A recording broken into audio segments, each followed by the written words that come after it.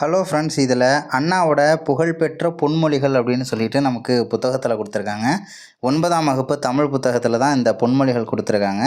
என்னென்ன அப்படின்றத நம்ம பார்க்கலாம். ஃபஸ்ட் ஒன்று என்னென்னா, மாற்றான் தோட்டத்து மல்லிகைக்கும் மனம் உண்டு அப்படின்றத அண்ணா தான் சொல்லியிருக்காரு. மாற்றான் தோட்டத்து மல்லிகைக்கும் மனம் உண்டு அப்படின்றத சொல்லியிருக்காரு. அடுத்தது பார்த்திங்கன்னா, கத்தியை தீட்டாதே உன்றன் புத்தியை தீட்டு, அப்புறம் வன்முறை இரு பக்கமும் கூர் உள்ள கத்தி ஆகும் அப்படின்ற ஒரு பொன்மொழி யாருடையது அப்படின்னா அண்ணாவோட தான். அதே மாதிரி கத்தியை தீட்டாதே உந்தன் புத்தியை தீட்டு அப்படின்னு சொல்லிட்டு ஒரு பாட்டு ஒன்று இருக்குது. ஸோ அந்த பாட்டு யாருடையதுன்னா சிவகங்கையில் பிறந்த ஆலங்குடி சோமு அவர்களுடைய பாடல் தான் கத்தியை தீட்டாதே உந்தன் புத்தியை தீட்டு அப்படின்ற பாடல். இதில் பொன்மொழியாக கேட்டாங்க, கத்தியை தீட்டாதே உன்றன் புத்தியை தீட்டு, வன்முறை இரு பக்கமும் கூர் உள்ள கத்தி அப்படின்னு சொல்லிட்டு இந்த பொன்மொழி யாருடையதுன்னு கேட்டாங்கன்னா அண்ணா அவர்கள். அதே மாதிரி எதையும் தாங்கும் இதயம் வேண்டும், மெரினா பீச்சில் அண்ணாவுடைய அந்த நினைவாலயத்துக்கு போனோம் அப்படின்னா இந்த வாசகம் அதில் பொறிக்கப்பட்டிருக்கும், எதையும் தாங்கும் இதயம் வேண்டும் அப்படின்னு சொல்லிட்டு. அடுத்த ஒன்று ரொம்ப ஃபேமஸானது, சட்டம் ஒரு இருட்டறை அதில் வழக்கறிஞரின் வாதம் ஒரு விளக்கு அப்படின்றது அண்ணாவுடைய பொன்மொழி.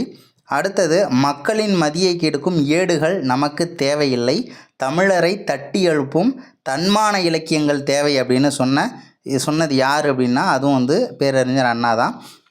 அதே மாதிரி நல்ல வரலாறுகளை படித்தால்தான் இளம் உள்ளத்திலே புது முறுக்கு ஏற்படும் அப்படின்னு சொன்னது யாருனாலும் அதுவும் அண்ணா தான் சொல்லியிருக்காரு. நல்ல வரலாறுகளை படித்தால்தான் இளம் உள்ளத்திலே புது முறுக்கு ஏற்படும் அப்படின்றத சொல்லியிருக்காரு. அடுத்தது ரொம்ப டிஃப்ரெண்ட்டாக இருக்கும், ஏன்னா இதில் பகுத்தறிவு சுயமரியாதைன்னு வரும்போது நம்ம பெரியார் அப்படின்னு சொல்லிட்டு ஆன்சர் போடுறதுக்கான வாய்ப்புகள் அதிகம். இருந்தாலும் இந்த பொன்மொழியை மட்டும் மார்க் பண்ணி படிச்சுக்கோங்க. இளைஞர்களுக்கு பகுத்தறிவும் சுயமரியாதையும் தேவை அப்படின்ற பொன்மொழி யாருடையது அப்படின்னு கேட்டாங்கன்னா அறிஞர் அண்ணா. ஓகேவா?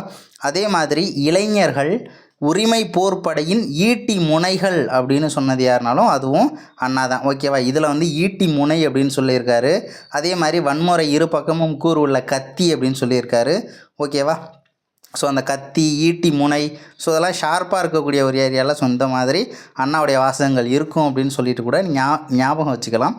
ஸோ லாஸ்ட் ஒன்று என்னென்னா, நடந்தவை நடந்தவையாக இருக்கட்டும், இனி நடப்பவை நல்லவையாக இருக்கட்டும் அப்படின்ற ஒரு வாசகத்தை ஒரு பொன்மொழியை சொன்னது யாருன்னா அதுவும் பேரறிஞர் அண்ணா தான். ஓகேவா?